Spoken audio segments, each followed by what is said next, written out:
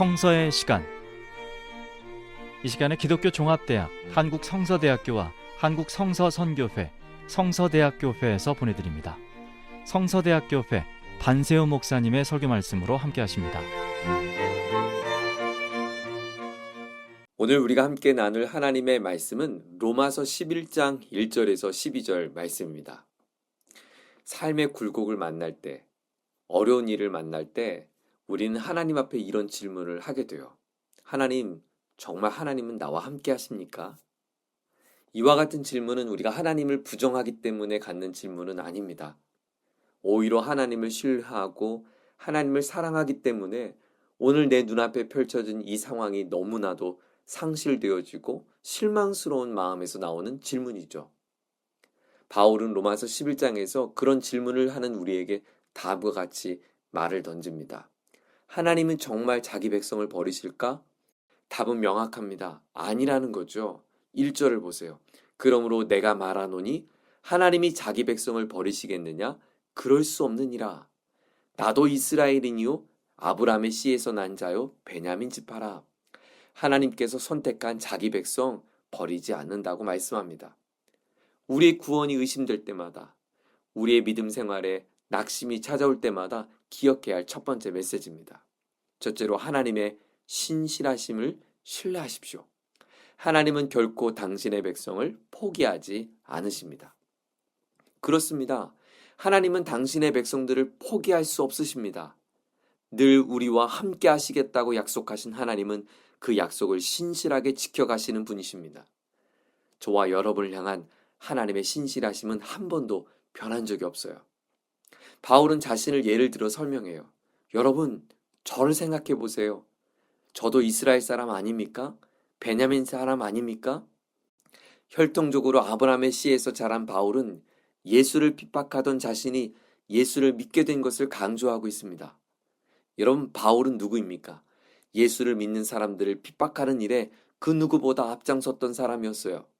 그가 신자들을 핍박하기 위해 다메섹으로 가고 있을 때 빛 가운데 찾아오신 예수님이 이렇게 말씀하셨어요. 사울아 사울아 네가 어찌하여 나를 박해하느냐. 물론 바울은 이 계기로 예수를 믿게 되었고 남은 일생을 복음 전파를 위해 살아가게 되었습니다. 하지만 바울은 말합니다. 여러분, 나도 이스라엘인이고 아브라함의 후손입니다. 예수를 핍박하던 유대인 중에 유대인이었던 나였습니다. 그런 내가 하나님의 은혜로 예수를 믿게 된 것을 보면 하나님은 결코 당신의 이스라엘 백성들을 버리지 않는다는 사실이 분명합니다. 라고 설명해요. 바울은 또 이어서 하나의 예로 엘리야를 소개합니다. 엘리야의 이야기는 열왕기상 18장 이하의 이야기인데요. 엘리야가 사는 시대는 영적 암흑기였죠. 당시 왕은 악의 대명사 아합이었습니다. 아합과 왕비 이세벨은 하나님의 선지자들을 다 죽이고 온 나라를 우상단지로 바꾸려 했습니다.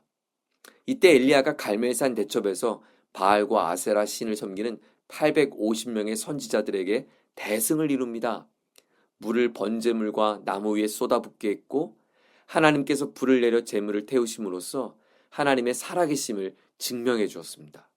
그때 여호와의 불이 내려서 번제물과 나무와 돌과 흙을 다 태우고 도랑의 물도 핥았죠. 그 결과 모든 백성이 하나님께 살아계심을 고백하게 되었고 엘리야는 이방 선지자들을 그 기손 시냇가에서 다 멸절합니다. 엘리야의 완전한 승리였어요. 그런데 19장으로 넘어가면 상황이 완전히 바뀝니다. 바알과 아세라 신을 섬기던 이세벨 왕비가 당장 엘리야를 잡아 죽이겠다고 나섰던 거예요. 그러자 엘리야는 하나님께 죽기를 구하는 기도를 드립니다. 그때 하나님께서 엘리야에게 다음과 같이 말씀합니다. 내가 이스라엘 가운데 7,000명을 남겨뒀는데 바알신에게 무릎 꿇지 아니하고 바알신에게 입맞추지 아니한 자라. 하나님을 경외하는 신실한 믿음의 사람. 그래서 하나님의 은혜로 남은 자들이 7,000명이나 있다고 하나님께서 엘리야에게 말씀하신 것입니다. 7,000명이 정말 실제 수였을까? 아니면 완전수 7에다가 많다라고 하는 1천을 곱한 수일까? 여하튼 하나님께서 엘리야를 위해 신실한 사람을 남겨주었다는 거죠. 그 대표적인 사람이 아합 왕의 씨나 오바댜입니다. 그가 하나님의 백성들을 100명씩, 50명씩 몰래 숨겨주고 그들에게 음식을 공급해 주었어요. 그렇습니다. 하나님은 이렇게 신실하게 남은 자들을 곁에 두시며 하나님의 놀라운 구원을 이루어 가셨던 거죠. 바울은 말합니다. 그런즉 이와 같이 지금도 은혜로 택하심을 따라 남은 자가 있느니라. 엘리야 시대 예비하신 하나님의 사람들이 있었던 것처럼 하나님은 오늘 지금도 하나님 편에 선 믿음의 사람들을 포기하지 않고 구원의 역사를 이루어가는 줄 믿습니다. 그래서 바울은 말합니다. 5절이에요. 지금도 하나님 편에 선 믿음의 사람들을 포기하지 않으시는 하나님의 구원의 역사를 강조하고 있어요. 남은 자를 영어로 렘넌트라고 합니다. 바울 당시에 이 남은 자들은 예수 그리스도를 믿는 유대인들을 말했는데요. 오늘날 우리에게 남은 자들은 누구일까요? 모든 믿음의 백성, 바로 저와 여러분 이 시대의 남은 자들인 줄 믿습니다. 그렇습니다. 하나님은 인간의 부족함과 완고함에도 불구하고 변함없이 자신이 택한 백성을 신실하게 지키십니다. 이 놀라운 선택은 인간의 행위에 근거한 것이 아닙니다. 오직 하나님의 은혜였어요.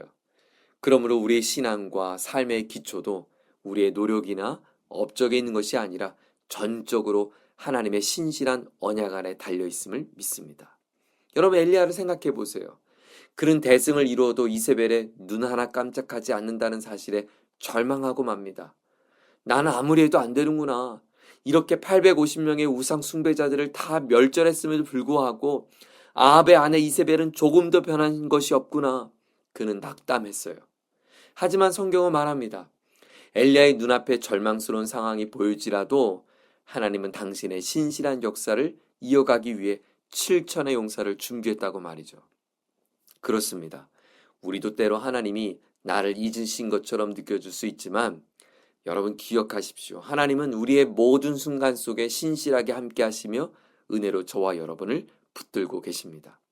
우리가 낙심할 수 없는 이유, 하나님께서 선택한 하나님의 백성들을 하나님께서 신실하게 지켜주기 때문입니다. 둘째로 우리가 낙심하지 않을 수 있는 이유는 무엇일까요? 하나님의 크고 놀라운 섭리를 우리는 신뢰해야 합니다. 바울은 유대인을 넘어 이방인을 향한 하나님의 구속사적 경륜을 말씀합니다. 본문 7절이에요. 그런즉 어떠하냐? 이스라엘이 구하는 그것을 얻지 못하고 오직 택하심을 입은 자가 얻었고 그 남은 자들은 우둔하여졌느니라. 기록된 바 하나님이 오늘까지 그들에게 혼미한 심령과 보지 못할 눈과 듣지 못할 귀를 주셨다함과 같으니라. 혼미한 마음, 눈과 귀가 어두워진 상태. 이것은 불신앙과 어두워진 영적 상태를 우리에게 보여줍니다.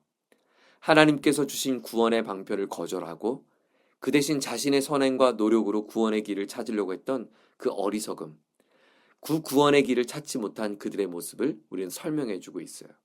그 남은 자들은 우둔하여졌느니라.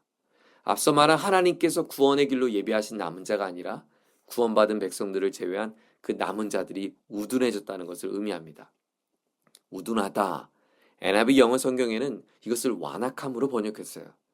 하나님의 은혜로 선택받지 못했던 그 나머지 유대인들의 마음이 딱딱하게 강팍해졌다는 말이에요. 바울은 이런 상태를 8절의 신명기와 이사야서의 말씀으로 설명합니다. 신명기 29장 4절은 이렇게 말씀합니다. 그러나 깨닫는 마음과 보는 눈과 듣는 귀는 오늘까지 여호와께서 너희에게 주지 아니하셨느니라. 깨닫고 보고 들을 수 있는 것, 이것 역시 하나님의 은혜 없이는 있을 수 없다는 것이죠. 이사야서 29장도 말씀합니다. 대저 여호와께서 깊이 잠들게 하는 영을 너희에게 부어주사 너희 눈을 감기셨으니 이는 선지자들과 너의 지도자인 선견자들을 덮으셨습니다. 깊은 잠에 빠지게 한 것, 하나님이 그렇게 하셨다는 거예요. 심지어 선지자들과 지도자들이어도 눈이 감길 수 있다는 것입니다. 사무엘 이전의 마지막 사사이며 제사장이었던 엘리를 생각해 보세요. 하나님의 음성이 들리지 않습니다. 그의 두 아들 역시 범죄함으로 비대해진 몸을 가누지 못하고 결국 엘리 제사장은 의자에 자빠져 목이 부러져 죽지 않습니까? 이 말씀을 자칫 오해하면 하나님이 고의적으로 벌을 내리시기 위해 사람의 마음을 어둡게 하고 마음을 강팍하게 한다 이렇게 생각할 수 있는데 그렇지 않습니다. 이 말씀은 오히려 하나님 앞에 불순종함과 강팍함으로 살았던 이들의 그 결과가 하나님의 틀림없는 심판이라는 것을 강조하고 있어요. 바울은 오늘까지 라는 말을 덧붙입니다. 과거에 이스라엘 백성이 불순종하고 강팍해져서 하나님께 버림받았는데 그러한 상태가 바울 시대는 물론 오늘 지금까지 계속되고 있다는 거예요. 바울은 9절과 10절에 다시 다윗의 기도를 인용합니다. 다윗이 이르되 그들의 밥상이 올무와 덫과 거치는 것과 보응이 되게 하시옵고 그들의 눈은 흐려 보지 못하고 그들의 등은 항상 굽게 하옵소서 하였느니라. 시편 69편을 인용한 말씀인데요. 다윗이 하나님께 자신의 원수를 저주하는 내용입니다. 다윗은 자신을 괴롭히는 강팍하고 완고한 원수들이 하나님의 심판을 받기를 솔직하게 기도를 드렸어요. 마치 어린 자녀가 부모에게 마음의 울분을 토로하는 것처럼 말이죠. 바울은 다윗의 이런 저주스러운 기도를 인용하면서 유대인들이 하나님의 심판을 받을 수밖에 없는 그 완악하고 강팍한 상태에 있음을 강조합니다. 그렇습니다. 사랑하는 여러분, 우리의 크고 작은 삶의 자리에는 하나님의 섭리와 손길이 담겨 있습니다. 악인의 완악함과 강팍함, 그의 넘어짐까지도 하나님이 다스리시는 것처럼 우리의 삶을 하나님의 놀라운 섭리 속에 지켜가고 계십니다. 우리의 고난이 찾아올 때, 우리의 마음이 두려움이 찾아올 때 기억하십시오. 하나님은 결코 당신의 백성을 포기하지 않으십니다. 하나님의 신실하심을 신뢰하십시오. 그리고 하나님의 크신 손길이 오늘도 저와 여러분의 삶을 덮고 있음을 믿으시기를 주의 이름으로 축원합니다. 하나님 아버지, 예기치 않은 일들을 만날 때마다 우리의 마음에는 불확실함과 두려움이 찾아옵니다. 그럴 때 오늘 주신 말씀을 기억하며 하나님께서 당신의 백성을 결코 포기하지 않으심을, 그리고 크고 놀라운 하나님의 섭리가 내 삶에 미치고 있음을 바라볼 수 있도록 은총을 베풀어 주옵소서. 존귀하신 우리 주 예수님의 이름으로 기도드립니다. 아멘.